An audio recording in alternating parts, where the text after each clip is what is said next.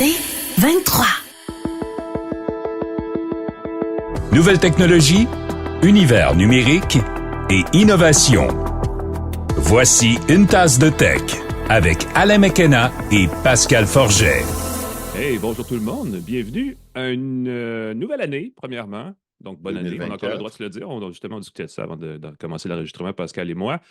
Alain McKenna ici, Pascal Forget dans l'autre écran, si vous nous regardez en vidéo, mais dans les autres écouteurs, si vous nous écoutez en audio. Salut, Pascal.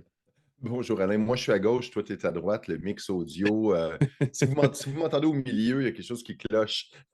Quelque chose de très important que j'ai à dire. On lance une tasse de tech sur les chapeaux de roue en ce début 2024, mais je parlais, on va parler du Consumer Electronics Show, du CES dans cette édition aussi. Et je vais dire ceci parce que j'étais là-bas à l'invitation de Mercedes-Benz, ce que je fais jamais d'habitude, mais là, je dis, il y a de l'auto, on va en profiter. Et Mercedes a présenté, ils ont maintenant, ils ne sont pas les seuls, mais ils ont des systèmes de son Dolby Atmos à bord des voitures. Et ils ont présenté une version de Audible, l'application de livre audio d'Amazon, en Dolby Atmos, donc avec l'espèce de les voix en 3D dans une narration. Donc, quand il y a plusieurs personnages, on les entend un petit peu partout dans l'habitacle. Et là, tu sais ce que j'ai réalisé, c'est que la prochaine saison d'une tasse de tech, qui s'en vient bientôt, il faudra certainement qu'on s'enregistre en Dolby Atmos. Je ne sais pas comment on enregistre en audio spatial, mais si on peut, on va. Ça serait le fun d'avoir, tu sais, la spatialisation de nos voix et tout le kit, là, ça ferait quelque chose d'assez... Oui, puis tu m'entends claquer des doigts à gauche, claquer des doigts à droite. Je pense que c'est au niveau du mix audio. Il faut séparer les canaux, c'est sûr, là, mais... C'est ça, tu peux ajuster ce qui est en avant, en arrière. On a des nouveaux partenaires pour 2024. Ben oui, nouvelle année, nouveaux partenaires. Ben oui, c'est génial, des partenaires québécois. L'épisode d'une tasse de tech d'aujourd'hui est présenté par Hello Darwin. Hello Darwin, c'est une organisation qui se spécialise dans l'obtention de subventions dans la transformation numérique. Les entreprises, on le sait, là, ils ont besoin d'investir, ils ont besoin de formation, ils ont besoin de coaching pour leur transformation numérique. Hello Darwin va vous aider à trouver les bonnes subventions pour avancer dans votre transformation numérique dans votre entreprise au Québec et dans l'ensemble du Canada. Mais aussi, vous pouvez, si vous êtes une petite entreprise, une grosse entreprise, une moyenne entreprise, vous pouvez mettre votre dossier dans Hello Darwin pour recevoir des soumissions d'entreprises. Donc, les gens qui cherchent, par exemple, des partenaires, parce que quand tu avances dans le numérique, tu as besoin de gens pour ton site web, tu as besoin de gens pour ta base de données, tu as besoin de gens pour... Hello Darwin va vous aider à trouver des partenaires et va vous proposer des gens qui cherchent des alliances, qui cherchent des partenaires, qui cherchent des services pour leur entreprise, pour étendre des fournisseurs. C'est le mot que, voyons, c'est le mot que je cherchais. Fournisseurs. Écoute, c'est pas compliqué. Hello Darwin se présente que le Tinder des services aux entreprises. Donc, si votre entreprise a besoin d'un service, et quelle entreprise, honnêtement, n'a pas besoin d'un service? D'un fournisseur n'ont pas besoin d'offrir leur service. Allez sur Hello Darwin. C'est québécois, l'inscription est gratuite, c'est gratuit et ça peut vous aider à faire passer votre entreprise à un niveau supérieur avec la joie du numérique. Premier partenaire, Hello Darwin pour 2024. Merci d'être avec nous et de rendre ce podcast possible. N'hésitez pas à nous contacter si vous avez envie d'être partenaire avec nous. Ah, ben ça aussi, effectivement. Hello Darwin qui se joint à nos deux commanditaires principaux, deux partenaires principaux. Plan Hub, vous savez, le site comparateur de forfait, qui vient aussi avec son édition eSIM, SIMBud, que je vous invite à visiter si vous planifiez des vacances durant la relâche. Ça a l'air loin comme ça dans le futur, mais souvent on planifie d'avance, c'est maintenant que ça se discute. J'ai activé une eSIM aux États-Unis pour mon voyage au CES et ça a fait une belle différence dans mon budget. Oui. Et ça se joint à notre autre partenaire émérite, TELUS, qui est avec nous depuis pas mal longtemps maintenant et qu'on remercie pour cette confiance éternellement renouvelée. Éternellement étant un terme utilisé ici un peu largement, parce que je ne suis pas sûr qu'on va faire ça pendant 450 ans. Dans le monde du numérique, là, 4 ans, moi, je trouve que c'est long. Là. C'est pas pire. Ça commence à être éternel. Bon. On a aussi, on va revenir là-dessus plus tard dans l'émission, mais un nouveau commanditaire de segment, Planet Hoster, que vous connaissez peut-être moins, mais c'est le nouveau, je veux le dire comme ça, c'est le nouveau iWeb, c'est le nouveau hébergeur québécois de référence. Il y en a beaucoup des hébergeurs pour un site web, pour courriel, de serveur de courriel, des choses comme ça. Planet Hoster sont établis à Laval. Ils ont plein d'outils, ils sont pas chers. C'est vraiment une super entreprise, on en parlera tantôt. Ils se joignent aussi à une tasse de tech en 2024. Donc, c'est quand même Et je me permets de le préciser, c'est Planet Hoster. Oui. C'est pas Planète Toaster. Ça, c'est un autre site qui vend des grille-pains. Donc, c'est Des Planète grille-pains Toaster. internationaux. Voilà, Des grille-pains voilà. sans doute Et connectés à Internet si ça existait. voilà. Aïe, aïe, aïe. On va parler du CS dans un instant, mais juste un Oui. petit clin d'œil parce qu'il s'est passé beaucoup de choses quand même cette semaine en dehors du CS. Et c'est drôle parce que ça m'est revenu, j'en ai jasé un peu à la radio et à la télé cette semaine du CS, puis la question qui me revient tout le temps, mais coudonc, Apple, ils ne sont pas au CS. Puis c'est vrai, Apple n'est jamais Apple ne présent sont à cet jamais au événement-là. CES. Je pense qu'au tout début, ils avaient une chambre d'hôtel, mais ils n'ont jamais eu de Ouais, puis il y a eu un bout de présence temps où au il y avait. CES. Ils étaient là, mais représentés par une publication américaine spécialisée sur Apple seulement, genre où il y avait Macworld, ou je sais pas quoi. Il y avait comme une espèce de. Oui. Mais c'était jamais Apple directement et ils ont toujours boudé un peu. Et pourtant, ils sont associés de très près avec la CTA, la Consumer Technology Association, qui organise le CS. Mais bref. Et ça commence un peu mal pour Apple cette année. Il y a eu pas mal de choses qui sont passées pendant les fêtes du côté de la cybersécurité, entre autres choses, et aussi au niveau des. Évidemment, c'est des analystes qui spéculent, mais on pense que l'iPhone ne se vend peut-être pas aussi bien que les petits pains chauds tant annoncés. Si bien que ces jours-ci, l'entreprise qui a le vent dans les voiles, c'est Microsoft, qui est devenue la plus grosse capitalisation boursière à New York, l'espace d'un instant cette semaine, ce qui semblait, écoute, si on avait dit ça il y a 3 ans, les gens ne nous auraient pas cru, Oui. mais Microsoft est tout feu, tout flamme en ce moment et a même dépassé Apple au sommet. Et là, je n'ai pas regardé parce que ça vivote et ça évolue. Ça bouge là, de quelques milliards par heure, donc ça Ben oui, bouge c'est ça, des beaucoup. peanuts, quoi, essentiellement, du Du petit change. change. Mais ce qui est fantastique, c'est que moi, quand j'ai commencé comme chroniqueur technologique à la Revanche des Nerds, Mhm. Apple était tout petit. Apple, c'était Oui, tout petit. Microsoft était venu en aide financièrement à Apple. 150 millions de dollars, oui, effectivement. 50 millions de dollars, ce qui est de la Et la petite promesse de développer monnaie. Office pour Mac aussi, pour macOS à l'époque. Ça, c'était en 97. Et Ça fait un petit voilà. bout de temps. Et c'est Et drôle parce là, que. Apple est devenu beaucoup plus gros que Microsoft. Et là, c'est Ouais. Microsoft qui remonte la pente aussi. Microsoft, je pense qu'il n'a jamais été petit, mais Apple a tellement eu le vent dans les voiles que Ben, c'est magnifique que ouais. Microsoft remonte la pente aussi. Je me rappelle qu'en 2008, c'est drôle, on est vieux. Hein? En 2008-2009, on écrivait sur Microsoft qui stagnait en bourse. Ben oui. Parce qu'ils se cherchaient un peu, ils étaient en transition vers le cloud. C'était Oui, super, super émergent. ils avaient raté la transition vers le mobile, ils ont raté la Ballmer avait transition scrappé vers le le web. mobile, ouais, exactement. Donc, ça avait. Et Mais ils ont bien rebondi, je veux dire, ils comme ont ça. bien rebondi et je crois, puis encore une fois, c'est très drôle parce que je reviens en 2000 quand j'ai commencé au Nerds. Mhm. Apple était la compagnie ouverte. Tu sais, tu mettais n'importe quel fichier, puis ça s'ouvrait dans le Mac, ouverture, compatibilité. Du côté Windows, c'était compliqué, il fallait mettre des pilotes et tout. Et c'est rendu un peu l'inverse. C'est rendu que Microsoft a embrassé Linux, les logiciels libres, les standards ouverts. Oui. Apple a refermé son écosystème énormément. C'est fascinant. Alors peut-être qu'il va y avoir, je prédis, OK, on va se lancer comme fou, Oh! il va peut-être avoir un retour du balancier. Apple va peut-être un peu avoir à subir. À un moment donné, c'est bien beau d'avoir un écosystème très fermé, très sécuritaire et tout, mais c'est un Mhm. peu ce qui a tiré dans le pied de Microsoft à une certaine époque. Il suffit qu'il y ait une nouvelle transition numérique Ouais. pour que Apple, peut-être, je pense pas que Apple va fermer demain, là, mais ça se peut que Non. Microsoft reprenne un peu le dessus pendant quelques années. Je Mais Apple est prédis. perçu par les investisseurs comme l'entreprise d'un seul produit, c'est l'iPhone. Donc, tant qu'ils sont pris Mhm. dans cette niche-là, alors que Microsoft, ils ont une patte dans le gaming, une patte dans l'intelligence artificielle, une patte dans le nuage, dans l'info nuagique, donc ils sont bien placés. Oui. On pourra parler longtemps de cette dualité, n'est-ce pas? Surtout que dans 10 jours, c'est les 40 ans du Mac, du premier Mac Ben Macintosh oui. 128K, quelque chose comme ça. Ceux qui se rappellent de 1984. 40 ans, les amis. On n'est pas 128 jeunes. On est kilo-octets. jeunes de Maintenant, on a cœur. des Ça, c'est important. gigaoctets, on a des téraoctets de Ouais. stockage. Ça, c'est fantastique. On va passer aux actualités, si tu me permets, Pascal, en Ben oui. rappelant que les gens qui ne le connaissent pas seraient peut-être intéressés à visiter le site d'InfoBref, infobref.com. En fait, c'est une infolettre simple et gratuite là, qui permet tous les matins de connaître l'essentiel des nouvelles importantes. Il y a un petit peu de techno, des fois, c'est un petit peu moi qui l'écris, des fois aussi, donc c'est pas mal le fun de ce côté-là. Mais c'est aussi de l'actualité, ça résume dans votre inbox tous les matins, très rapidement, à l'espace de 2-3 minutes, les 10 choses à savoir dans la journée qui sont intéressantes et qui vont définir l'actualité économique, politique, technologique. Donc, c'est pas rien. Allez voir ça, infobref.com.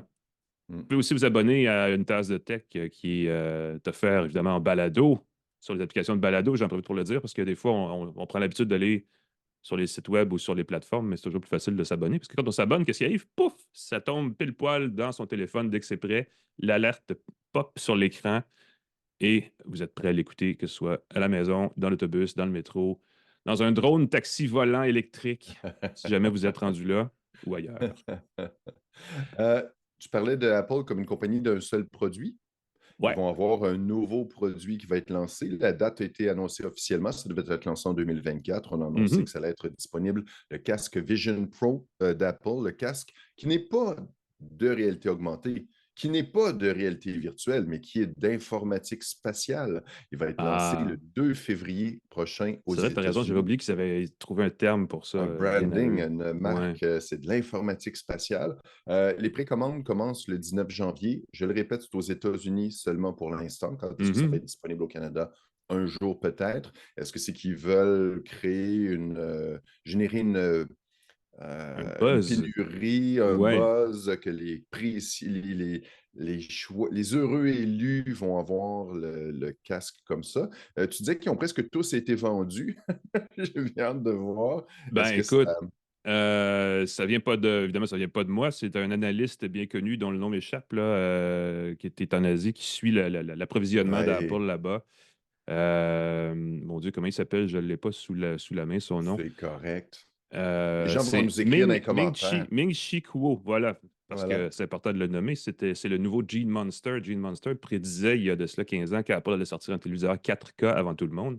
Oui, mais J'aime non. beaucoup les analystes parce que c'est ça. Et là, M. Ming Chi Kuo, qui est basé en Asie, qui vient, il généralement est pas mal sur la coche, hein, comme on dit en bon québécois, expliquait dans une note plus tôt cette semaine que Apple pourrait effectivement créer une fausse pénurie. Je ne sais pas si c'est fait Mm. exprès ou pas, mais il prévoit que dès le lancement en février, pour avoir seulement 80 000 exemplaires, 60 à 80 000 exemplaires du Vision Pro prêts à être distribués, et que sur l'année 2024, on aurait tout au plus, je pense que c'est 400 000 ou quelque chose comme ça, exemplaires du Et casque voilà. qui serait disponible.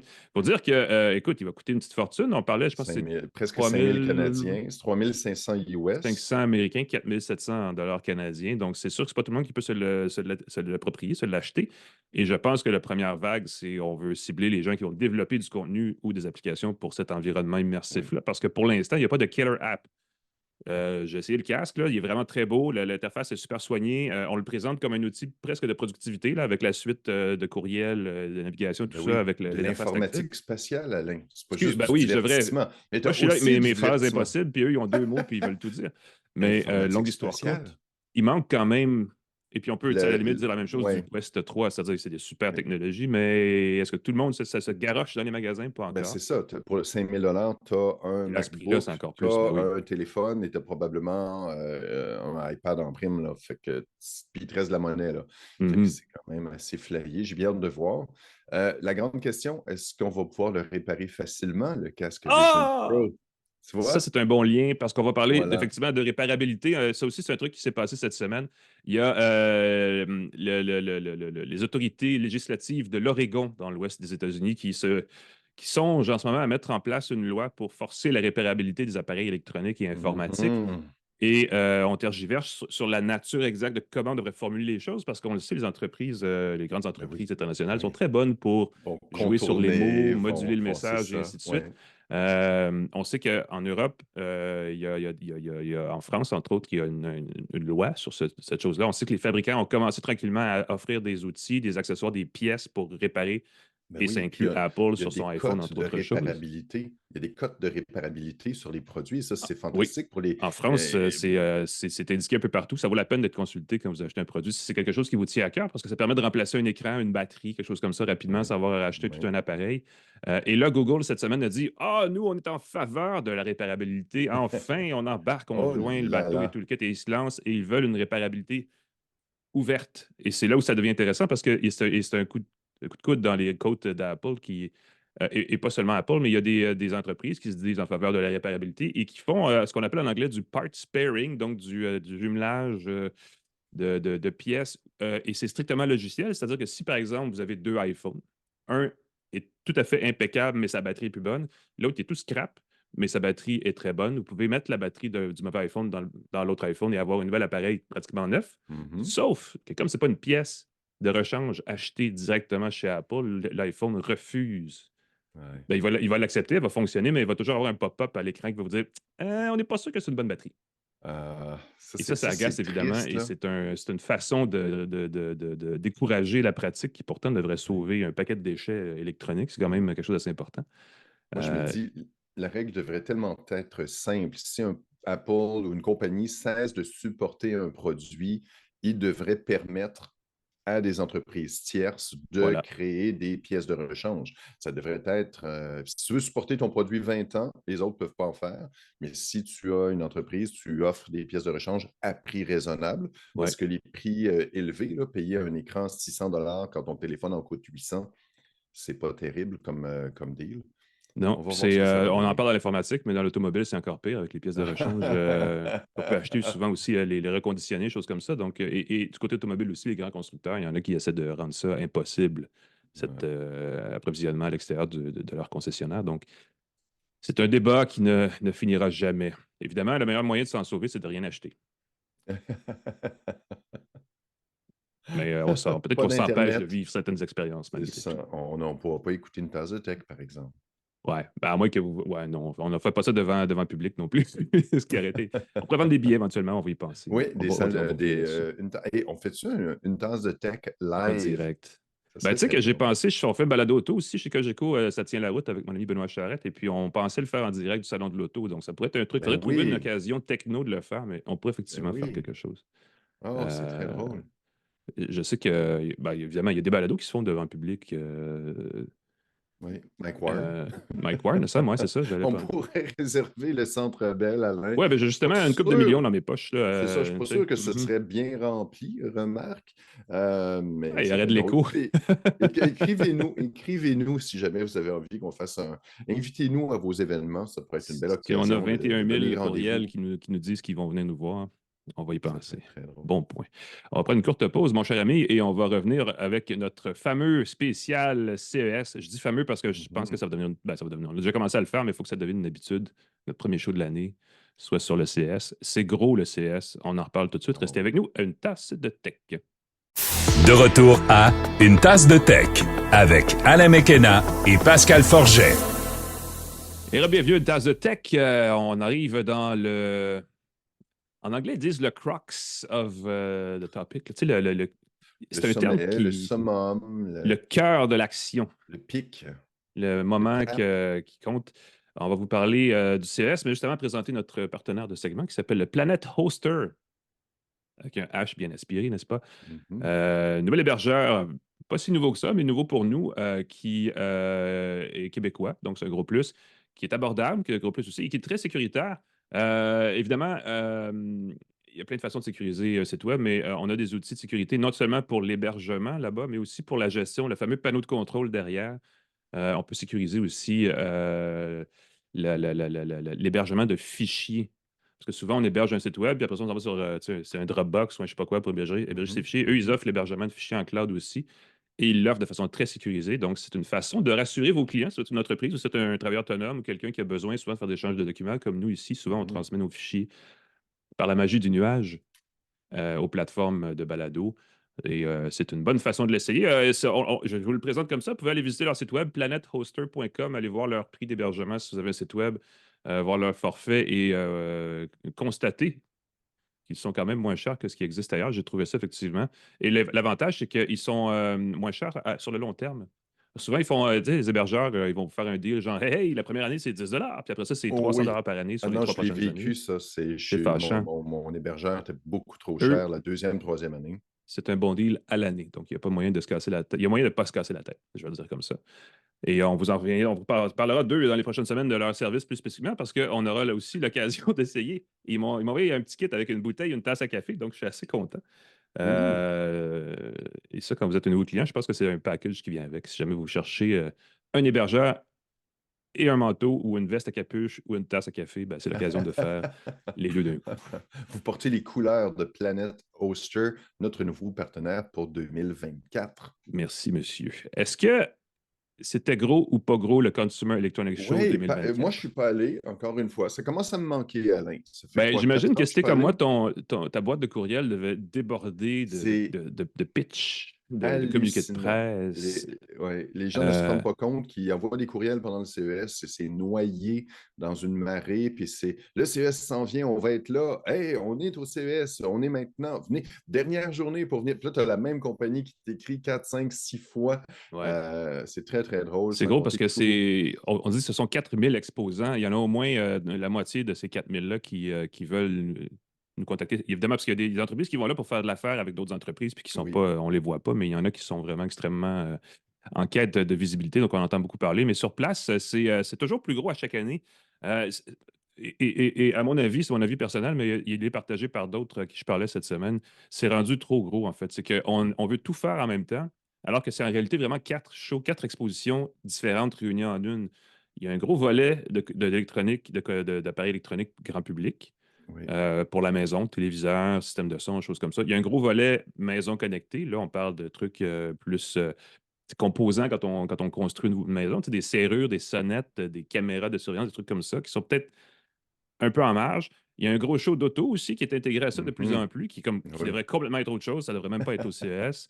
Et il y a ensuite des trucs plus inter-entreprises, là, B2B, qui nous intéressent pas vraiment, mais qui sont là aussi, parce qu'il y a beaucoup, entre autres, d'exposants d'entreprises chinoises, de fabricants chinois qui viennent au CES présenter des produits qui n'ont aucune marque, aucun logo, mais qui font la même chose que d'autres produits, d'autres marques qu'on connaît bien. oui, Et eux, on les revoit 2 ans plus tard, et tout d'un coup, c'est un produit avec une marque dessus. oui. Donc, et qu'on reconnaît des marques connues qui, essentiellement, mettent leur logo sur un produit fait en Chine, et là, tout d'un coup, ça devient leur technologie, et là, on en entend parler une deuxième fois.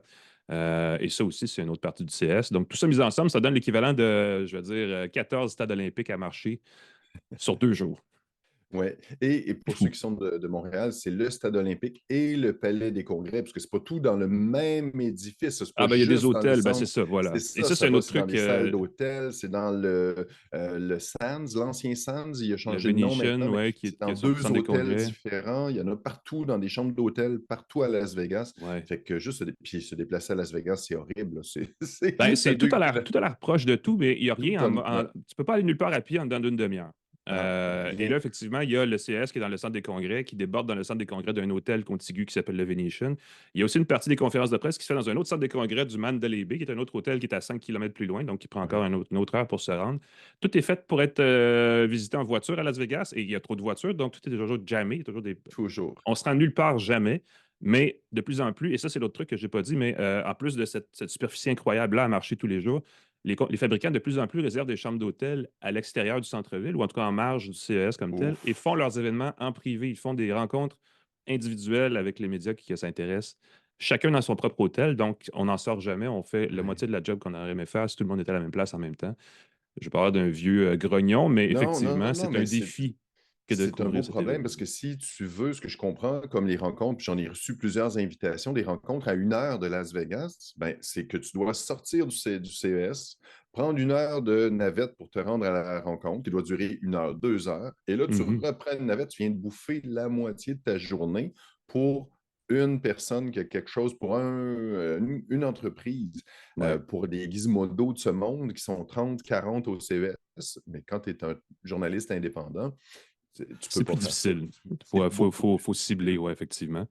Exactement. Mais il y en avait beaucoup encore cette année, et on va faire, si tu veux bien, Pascal, une espèce de Oui, un petit mini top, blitz. Moi, je suis top pas allé, 8, mais top 10. j'ai pris plein de notes de ce qui Ouais. m'a allumé, de ce qui m'a accroché. Ben, écoute, le grand thème, j'en ai parlé déjà, et je vais vous le confirmer parce que c'était partout, la fameuse intelligence artificielle qui était le Oui. mot buzz des 5 dernières années jusqu'à ce que ça se calme un peu et que là, ChatGPT fasse réexploser le couvercle de cette marmite-là. Et de retour en force au CS cette année. Il y a de l'intelligence artificielle partout. Mhm. Il va falloir inviter un expert qui pourra nous expliquer pourquoi c'est peut-être pas toujours de l'intelligence artificielle quand on parle d'intelligence artificielle, parce que c'est pas parce qu'il y a un calcul logique informatisé, genre si ceci se produit, donc cela devrait survenir, que c'est de l'intelligence artificielle. Des fois, c'est Non, juste non. une simple formule mathématique de base. Oui. Mais ça Un fait plate à algorithme dire comme ça. versus.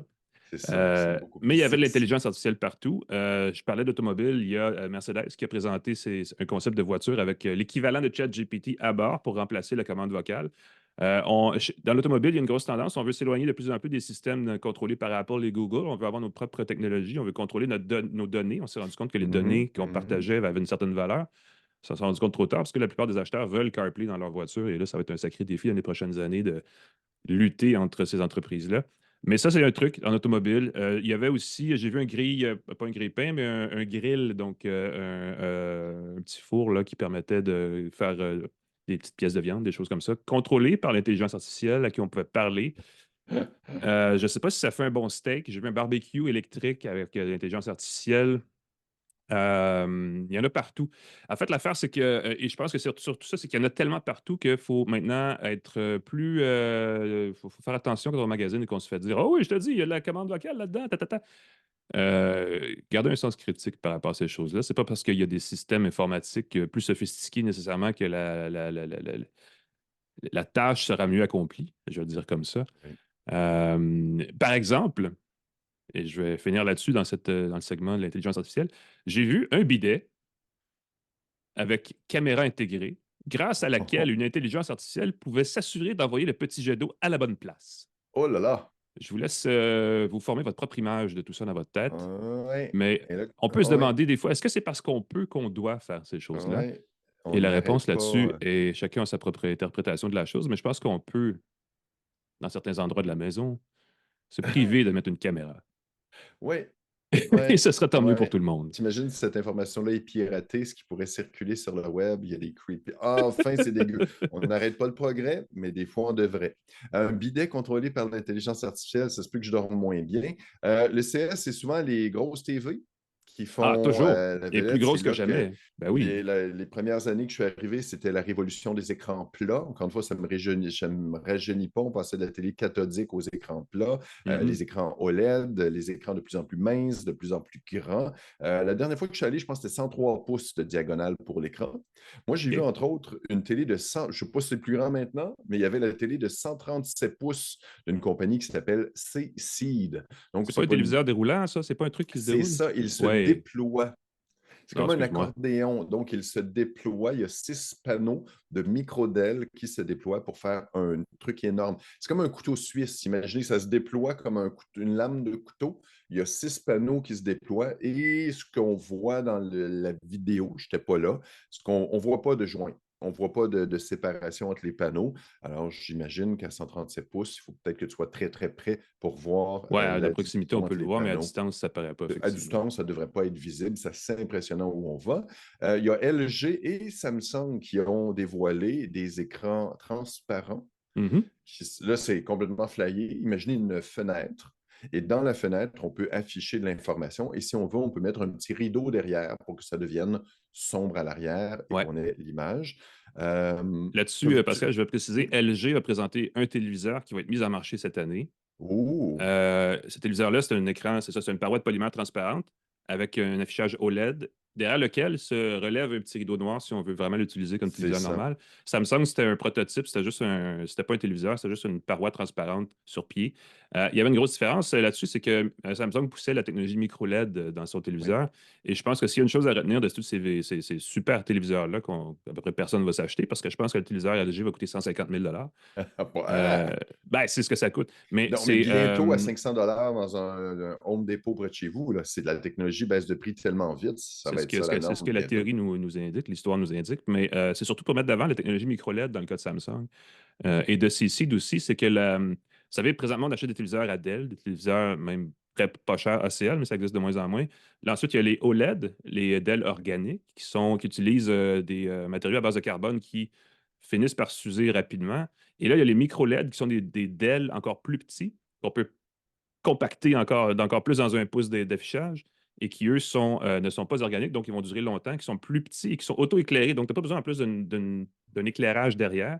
Et c'est ce qui permet de faire des écrans transparents, mais aussi des téléviseurs extrêmement détaillés avec des gros contrastes. Oui, avec Euh, beaucoup de luminosité. Ce que je comprends que Samsung voulait démontrer, c'est que la technologie micro-DEL est était très lumineuse. plus Oui, puis ça lumineuse par s'imprime, rapport au ça se OLED. fabrique facilement. Donc, on peut, parce que là, évidemment, ils ont présenté Samsung, là, son plus gros était 140 pouces. Micro LED. Et là, ce qu'on dit essentiellement, c'est qu'on peut faire des téléviseurs dans tous les formats que vous voulez parce que le micro LED, c'est juste une grosse feuille qu'on imprime, paf, qu'on met dans un. Et là, on a un téléviseur. Donc, c'est ce qui C'est s'en ça. vient, la nouvelle grosse affaire, mais ça va prendre du temps.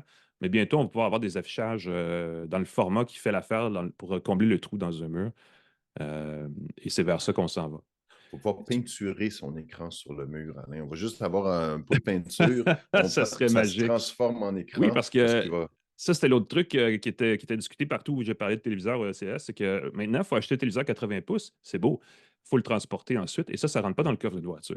Et une fois qu'on l'a à la maison, il faut que ça passe dans la porte, il faut que ça passe dans le corridor, il faut que ça tourne le coin pour que ça rentre dans la pièce Ouais, du ça salon. monte les marches. Il faut que ça monte les marches. Ça ne rentre pas Voilà. partout dans les maisons. Donc ça, c'est un autre casse-tête qu'il faut considérer parce que c'est ça. On ne peut pas construire une maison autour d'une télé. Donc, Ouais. et je ne sais pas à quel point la télé est un élément central à la vie des gens, que ça prend un gros téléviseur. En tout cas, bref, c'est une autre conversation. Non, mais c'est beau, c'est drôle ce que tu dis parce que je remarque que les enfants sont de plus en plus captivés par les petits écrans. Tu t'imagines que quand ils vont voir une grosse télé, ils vont vouloir avoir un. Mais non, les enfants se contentent de leur téléphone pour C'est écrire, l'habitude, c'est le taper fort comportement sur qui un est formé. clavier, un écran plus grand pour être plus beau, pour voir des vidéos. Bon, sur TikTok, c'est filmé à vertical. Pars-moi pas là-dessus, Alain, c'est épouvantable. Mais sur des écrans plus larges, il me semble que ce serait beaucoup plus joli. L'autre Bon truc point. que j'ai remarqué qui a fait jaser, c'est le robot. Ça, c'est des concepts. Hein. Je n'ai pas l'impression que ça va se vendre énormément ou que ça va Mhm. changer tes vies, mais c'est tout le temps le fun au CS de dévoiler quelque chose qui est cute, qui est joli, qui va changer ta vie. LG a dévoilé le robot bipède AI Agent, AI, intelligence artificielle dans le titre, évidemment. C'est un petit robot bipède, donc il y a deux petites pattes qui va se balader dans sa maison. Ce serait comme un centre de domotique. Donc, ça va t'aider, tu vas pouvoir lui parler pour ouvrir tes fenêtres et tout. Et il y a une petite poignée pour le déplacer où tu veux, un peu comme une grosse boîte à lunch. Tu peux prendre le petit robot puis le déplacer.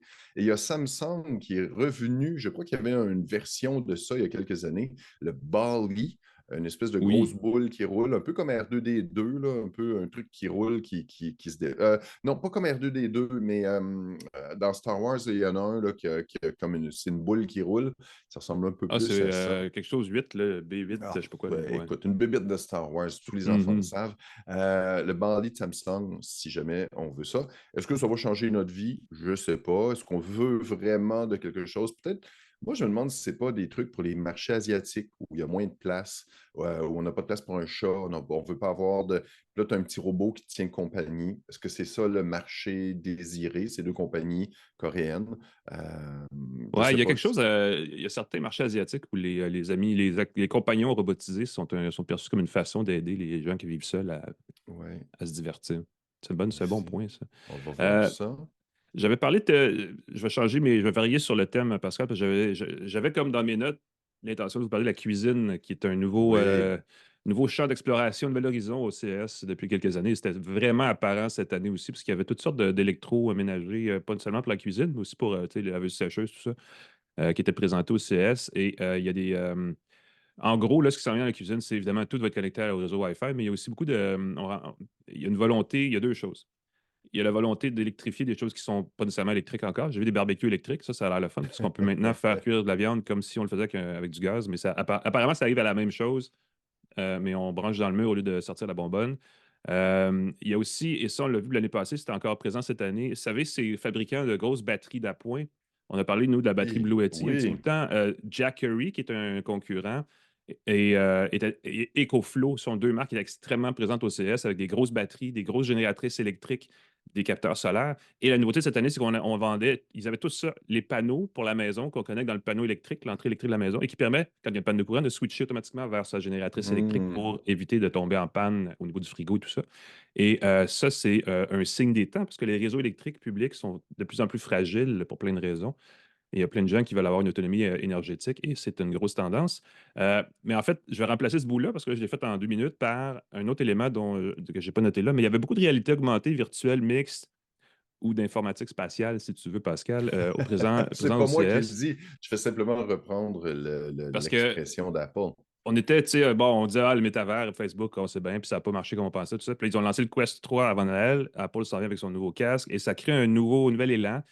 Il y a beaucoup d'entreprises qui étaient là pour présenter des accessoires, pas nécessairement des casques comme tels, il y en avait quelques-uns, mais surtout des accessoires qui s'ajoutaient à la réalité virtuelle. Il y en a un qui a gagné un prix, c'est une compagnie qui s'appelle Afférence. Ils ont présenté un Hmm. gant qui s'appelle le Phantom, qui n'est pas tellement un gant, mais qui est un capteur avec des espèces de bagues pour chacun des doigts, qui a une résistance haptique qui permet de produire une sensation de toucher virtuel. Donc, Oh. ça, c'est le problème avec la réalité virtuelle, c'est qu'on ne sait pas trop qu'est-ce qu'on tient dans nos mains. On n'a pas la sensation de tenir un objet, alors que dans l'image qu'on voit, on a peut-être tu sais, un bâton ou quelque chose. Et là, ce qu'on a créé, c'est un accessoire qui permettait justement de recréer cette pression dans la main. Donc, on pourrait avoir l'impression de tenir un objet. Et ça, je sens que ça va s'en venir dans les prochains mois, années, des accessoires comme ceux-là pour rendre plus immersive encore la réalité virtuelle, la réalité mixte ou peu importe. Il y a une autre entreprise à côté d'Afférence qui avait c'était toutes des bandes qu'on mettait au niveau des articulations. Donc, on en avait 3 sur les jambes, 3 sur les bras, dans le cou, tout ça pour générer du mouvement, pour créer le fameux avatar entier avec 2 jambes, 2 bras et tout ça. Parce que c'est quand même pas rien quand on n'a pas de jambes.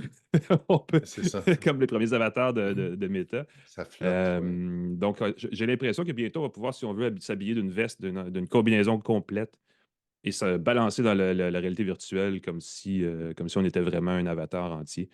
Donc, ça, c'était quand même. C'est émergent cette année au CS, mais je pense que ça s'en vient dans les prochaines années. Je pense qu'on a atteint un certain point où l'élan est bien lancé.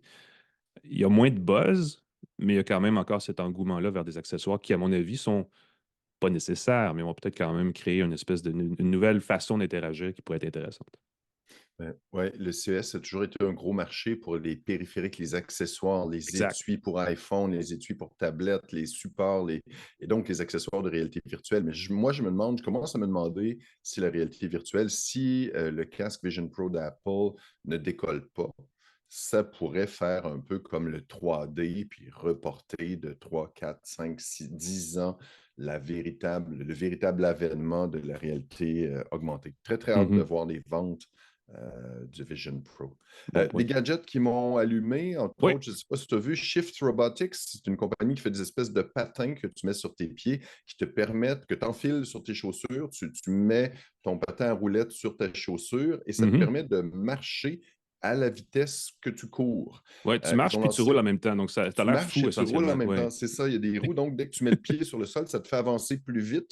Il semble que grâce à l'intelligence artificielle, ou j'imagine l'algorithme ou je ne sais pas quoi, Ouais. ça va permettre. Ils ont dévoilé un nouveau modèle qui est 1 livre de moins par chaussure. Tu sais comment ça va vite, la Oh, quand même. technologie? Ça fait quand même des chaussures de 3 livres. C'est pas léger, ces petits appareils-là. Je me dis qu'un jour, ça va peut-être devenir plus courant, plus populaire. Je trouve ça, c'est pas donné, c'est 2000 $ chacun Oh, quand canadien. même. Mhm. Ça pèse 3 livres par pied. Encore une fois, ben, en théorie, ça t'aide avec les piles et ainsi de suite. Et c'est pas juste pour les gens pressés. La compagnie, ça a l'air, vise beaucoup le marché industriel. Pour Faire les des grandes travailleurs distances à dans des parcourir. entrepôts, ben oui, tu sais, c'est Ah les oui. gens qui sont dans des entrepôts qui doivent pas courir, mais qui doivent se déplacer d'un endroit à l'autre rapidement, au lieu de prendre le petit chariot, pourraient prendre les chaussures de Shift Robotics, les Moonwalker X, avec 1 livre de moins par soulier, qui sait, à 2000 $ chacun pour un marché industriel, ça pourrait se voir. Il y Bon a point. un produit, je ne sais pas si tu as vu, le Clix, qui sont créés par d'anciens employés d'Apple, de Google et de BlackBerry. Ah Ils veulent oui. ça, c'est le fun. Ce genre d'affaires que tu vois sur Internet, ça va être en financement social, celui-là en ce moment. À partir de 159 $ américains, on peut avoir un clavier style BlackBerry au Oui. bout de Oui, son j'ai vu iPhone. ça. J'avais oublié le nom, mais oui, j'ai vu ça. Le Clix, et Moi, ma voilà. question, c'est, mais pourquoi? Et pourquoi? Ben, c'est le feeling, j'ai ressorti mes BlackBerry pour l'occasion, puis maudit que c'est le fun, le clavier. Écoute, sérieusement, les derniers claviers, les derniers BlackBerry, le Key 2, le Passport, Mhm. c'était le fun, ça répondait bien. Tu glissais ton doigt sur la touche, puis ça te proposait les mots. Si tu tapais B, par exemple, ça te proposait balle, bébé, bonbon. Tu avais juste à faire un pouce vers le haut pour avoir le mot que tu veux au-dessus de la lettre suivante. Ça Ouais. allait très, très Ben, vite. je veux dire ceci, eux, ils avaient un peu scrappé le concept du clavier qui était des petites bulles des BlackBerry qui ont Mhm. connu le plus gros succès parce que c'était quand même des claviers à surface lisse. Oui. Alors que le Clix, on revient aux espèces de petits, où chaque touche est un petit peu isolée, est un petit peu comme bombée aussi, donc on sait où on se trouve avec nos pouces. Et ça, c'est important parce qu'en interface, ça te permet de pitonner sur le clavier sans regarder nécessairement tes pouces sont où parce que tu sais t'es Oui. rendu où. Et ça, c'est ce que Et, le BlackBerry ou les BlackBerry vers la fin l'avaient perdu, effectivement. avait perdu, c'est ça. Ouais. Sauf que des gens l'ont essayé au CES, ils étaient au CES, cette Mhm. compagnie-là, et ils ont dit que, écoute, l'idée est le fun, on a son écran au complet. Quand on regarde une vidéo, qu'on crée du contenu, on a tout son écran, on n'a pas besoin d'avoir le clavier virtuel qui bouffe un tiers de son écran. Sauf qu'il semble que ça clique pas bien. Il semble que le clavier n'est pas génial. Aïe, Fait aïe, que c'était aïe. 159 $ pour un clavier qui est pas Qui marche pas à la à ta pleine hauteur satisfaction. Ouais, c'est un peu de. dommage. Écoute, encore une fois, c'est peut-être juste un prototype qu'il y avait, une version qui n'était pas finale, mais moi, je me méfierais beaucoup de cet Ah, puis ça a appareil-là. quand même créé un petit buzz. Tout le monde en parlait pendant une couple d'heures. Ben oui, Ben parce oui. que ça combine la Ça nostalgie. Puis marque encore une fois, l'imaginaire. le clavier du BlackBerry, mais si ça marchait autant, ça aurait été chouette. As-tu d'autres Mhm. produits que tu voulais glisser? Moi, je suis Ben en écoute, feu en ce je vais moment. terminer ma partie, Pascal. Elle parlait de deux voitures, deux véhicules, je ne vais pas dire Oui. voitures, que j'ai vus parce que et t'en parlais tantôt. Et c'est un. Je ne veux pas dire vaporware, là, dans le sens où c'est pas quelque chose qui pourrait ne pas exister un jour, mais il y avait des voitures volantes au CS encore cette année. Et moi, ça m'impressionne toujours parce que je me rappelle de m'être assis avec le VP de Uber en genre 2009, qui est un ancien haut dirigeant de la NASA, qui avait été récupéré par Uber et qui promettait, basé sur son expertise et son passé glorieux dans une entreprise de la NASA qui n'est pas rien non plus, une organisation, je devrais dire, qu'on allait avoir des taxis volants électriques, probablement autonomes, si ça se trouve, avant l'année 2020. Et là, Ben évidemment, ce n'est oui. pas arrivé parce que sinon, on le saurait. Mais on a continué à pousser. En 2021, au CES, presque post-pandémique, c'était le premier, parce qu'en 2020, il était strictement virtuel. Ou 2021. En tout cas, il y en a un des deux où je suis allé, puis il y avait un prototype signé Hyundai, qui est quand même pas non plus une bénérie, là, Mhm. d'un gros quadriporteur, un gros drone à 4 hélices avec une cabine pour 4 personnes, avec un poste de pilotage, par contre, parce que là, on ne fait plus dans l'autonome. Très gros, gros comme le kiosque, là, gros comme 4 voitures mises côte à côte, parce que les hélices, quand même pas, c'est gros, il faut que ce soit puissant. Et on disait, ça s'en vient en 2024. C'est un partenariat Hyundai-Uber. Ça s'en vient. Attendez-vous à vous déplacer en drone comme celui-là en 2024. Et là, cette année, nous sommes en 2024. Ça n'arrivera pas, mais Hyundai est revenu avec un nouveau drone électrique volant et toute la patente pour. En fait, c'est la deuxième génération du même prototype qui était présenté il y a 2 ans, 2 ou 3 ans.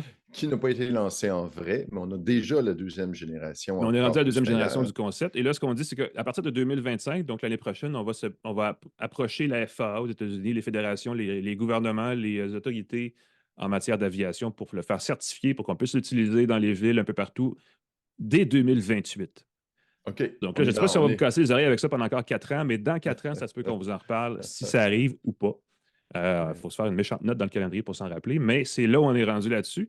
Le drone qui a été présenté par Hyundai peut voler jusqu'à 1500 pieds dans les airs, c'est à peu près 500 mètres, à une vitesse de 190 km/h sur 60 km par charge. Donc, il peut faire un aller-retour entre, mettons, le centre-ville de Montréal et l'aéroport Trudeau et vous dropper. Et il revient, ça fait ça en 10 minutes plutôt que le faire en genre 1 heure là, quand il y a du Oui, trafic. oui, oui. En fait, je donne l'exemple de l'aéroport et du centre-ville parce qu'aux États-Unis, il y a déjà des services comme ça à Los Angeles et à New York qui utilisent des hélicoptères normaux, Oui, en ben fait. oui, ça coûte très cher, puis c'est bruyant, Et là, puis ce qu'on dit, c'est qu'on ne l'environnement, c'est pas pourra le faire terrible. avec un drone comme celui-là, avec une tarification basée à la demande qui reviendrait moins cher que si on prenait une voiture sur Uber aussi. Ouf! Donc, on est rendu là. Ça, Moi, j'ai c'était un l'impression qu'il des va y deux avoir un drones petit que j'ai vus. premium.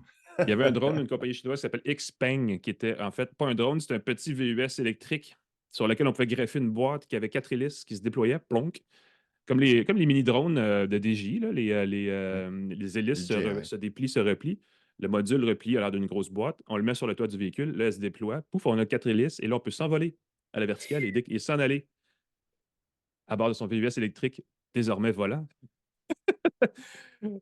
Ça, si ça voit le jour, je ne sais pas trop. Là. Je pense que je vais mettre à croire au Père Noël. Puis, où c'est que Euh, tu ranges ça? Tu sais, ça te prend un gros garage quand tu n'as pas besoin des ailes, quand tu n'as Ben, pas je besoin sais des pas, hélices. j'ai pas vu les chiffres, j'ai pas vu de fiche technique qui parle d'une autonomie concrète, mais les images qu'on montrait, puis le genre d'application qu'on voit, c'est on s'en va à l'aventure, n'est-ce pas? Et tout d'un coup, on se dit, ah, je veux visiter une région dans un parc, Ah au bord d'une oui, montagne où il n'y a pas de route pour se rendre. Je oui. clique mes hélices et je m'enlève et je fais le tour de la montagne et m'atterris là et je pique ma tente en plein milieu de nulle part, en sachant que j'ai toujours mon véhicule pour retourner à la maison dans les airs ou pas. Fait que, Power on fait rêver, aspirationnel. on vend du rêve. Ma théorie là-dessus, je l'ai déjà dit et je vais le répéter, c'est que les marques chinoises qui font dans le transport automobile ont besoin de faire parler d'elles en Amérique du Nord parce que c'est leur prochain horizon, c'est leur prochain, le Far West pour elles. Elles s'en viennent. Des autos de marques chinoises vont arriver ici dans les prochaines 2, 3 années, c'est sûr. Et là, on a besoin de faire connaître les marques pour créer cette confiance que les acheteurs devront développer pour acheter des voitures chinoises. Donc, on commence comme ça, on frappe un peu l'imaginaire. On verra comment ça va se traduire plus tard, mais je pense que ça va être rapidement parce qu'on va avoir des voitures chinoises qu'on va pouvoir acheter. Des marques Ça, chinoises. Des c'est voitures chinoises, ça existe déjà, mais des marques chinoises chez nous. ouais. si le marché peut s'ouvrir à ça, ça va faire plus de choix pour le consommateur Ça et on va faire aime baisser ça. les prix. 2 produits qui m'ont fait rigoler en terminant. Le masque SkyTed, que je crois qu'il avait été teasé l'an passé. Ça règle un beau problème. C'est une espèce de coquille qu'on met sur son visage, un masque finalement, mais Mhm. assez gros, qui permet d'étouffer sa voix, qui permet de parler de façon, de parler librement, Discrètement, ouais. discrètement, sans se faire entendre par les gens autour. Et l'autre avantage, comme le masque isole des bruits extérieurs, permet d'avoir avec les gens qu'on appelle ou avec qui on fait des appels vidéo, des conversations beaucoup plus confortables, beaucoup plus agréables. Mhm. SkyTed, entre autres, dans leur démo, disait que si tu veux faire une réunion en ligne pendant que tu es dans un train, par exemple, ou même dans un avion, tu ne veux pas L'autobus. déranger, Ben oui. un autobus, tu ne veux pas pendant 1 heure de temps, ou simplement quand tu marches dans la rue, tu es au CES, mettons, tu as besoin de parler avec des gens, là, il y a du bruit autour, tu n'entends pas bien, tu mets ton masque SkyTed, les gens autour de toi ne t'entendent pas, les gens à qui tu parles t'entendent bien grâce au micro intégré dans le masque. Très, très hâte de voir. C'est développé par des gens d'Airbus et de l'Agence spatiale européenne avec la technologie là, Ah oui, euh, Airbus quand même. qui isole, oui, c'est la technologie qui isole les réacteurs d'avion. Donc, ça doit Wow. être assez efficace. Bien, bien hâte de voir. En ce moment, on peut le commander par Internet sur Kickstarter. Je crois que c'est autour de 200 dollars américains, quelque chose comme ça, au lieu de 500, le prix suggéré. Et ça va être livré, si tout va bien, en décembre avec le financement social. On ne sait jamais. Mais ça m'intrigue comme produit. Ça pourrait augmenter le civisme dans les endroits publics et les cafés. Et l'autre produit qui m'a fait rire, c'est souvent on pense à des produits concrets, produits physiques. Il y a une compagnie des Pays-Bas, LiveDrop, qui propose une application, essayez-la, c'est gratuit, qui permet de transférer des fichiers sans connexion Internet, sans Bluetooth, sans rien. Simplement en scannant une espèce de code QR qui apparaît dans son téléphone, ça crée ce qu'il appelle une matrice. Ça ressemble beaucoup à un code QR. Ça permet pour l'instant gratuitement de transférer des fichiers de 150 kilobits. C'est pas beaucoup, Oh, c'est pas beaucoup. mais on Une peut carte d'affaires. demander, c'est une carte d'affaires, une petite photo, un petit truc comme ça. Il semble qu'on peut avoir une version illimitée si on en fait la demande. Il y a sûrement une grille Hmm. tarifaire, à un moment donné, peut-être une version pro, différents types d'utilisation. Et j'aime beaucoup l'idée, parce que ça permet de transmettre de façon confidentielle des informations entre 2 personnes. Ça ne peut pas être intercepté et c'est à sens unique. Il n'y a pas de handshake, il n'y a pas Ouais. de données que je peux t'injecter en faisant la demande. Très, très chouette. LiveDrop, essayez ça. C'est sur iOS, c'est sur Android. C'était pas compatible pour le Canada. J'ai essayé de le télécharger. Et la dame m'a répondu tout de suite, oui, ça devrait l'être maintenant. Puis ça se télécharge. Bon. Essayez ça, LiveDrop, pour échanger de façon sécuritaire des fichiers grâce à une matrice de points très, très chouette. Pas pire, ça. C'est un bon tour de CS en 15 minutes où c'est gratuit, n'est-ce pas? En fait, c'est gratuit, peu importe, parce que c'est pas comme ça d'aller vous facturer notre balado. Et j'espère que vous avez apprécié ce tour éclair du CS, qui quand même fait un bon tour. C'est pas mal indicateur des tendances qu'il y avait là-bas. De toute façon, il en reste encore un petit bout de CS. Nous, il faut le digérer un peu, puis on aura l'occasion de revenir parce que ça dure toute l'année ensuite, là, de ces trucs-là, on va en entendre parler. Oui, on n'a pas parlé des laptops avec 2 écrans, on n'a pas Il y avait des parlé nouveaux de plein de processeurs choses. Intel, des nouveaux processeurs Nouveau AMD qui processeur permettent d'être Intel, très, très assez hâte de intéressants, voir. merci. Oui, Effectivement, il avec y a plein d'autres l'intelligence. gadgets. C'est On ça. aura On l'occasion en d'en parle. reparler. Ne vous inquiétez pas au cours des prochaines semaines. On Exact. remercie nos partenaires. Absolument. Plan Hub, TELUS, Planet Hoster, Hello Darwin, merci beaucoup. Allez jeter un coup d'œil, Planet Hoster, c'est québécois, profitez-en. Hello Darwin, c'est québécois, profitez-en. Mhm.